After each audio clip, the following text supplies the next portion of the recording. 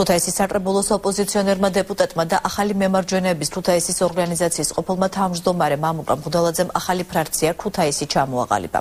ფრაქციაში მღვდელაძესთან ერთად საკრებულოს დეპუტატები კახა ნურალიძე და გიორგი სიხარულიძე არიან. ნურალიძე და სიხარულიძემ ქუთაისის საკრებულოში ფრაქცია ნაციონალების კვოტით მოხვედრილი დეპუტატები არიან. მამუკა მღვდელაძემ ახალი ფრაქციის თანადამფუძნებლები მედიას დემოკრატიული ჩართულობის ცენტრში წარუდგინა.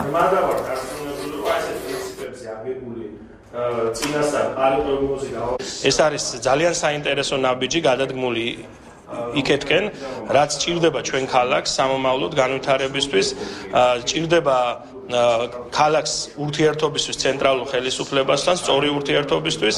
ეს არის საზოგადოების მოთხოვნა და გაცილებით მეტია მსურველი მინდა დავაანონსო, მაგრამ ჩვენ სამა პიროვნებამ გავაკეთეთ ეს ნაბიჯი პირველებმა. ჩვენ გადავწყვიტეთ შევექმნათ ფრაქცია ქუთაისი, რომელიც პირველ რიგში ისახავს მიზნად მას, რომ ქალაქის ინტერესები იქნეს მაქსიმალურად დაცული. საკრებულოს ფუნქცია სწორედ გახლავთ ის, რომ ქალაქის ინტერესები უნდა იყოს დაცული.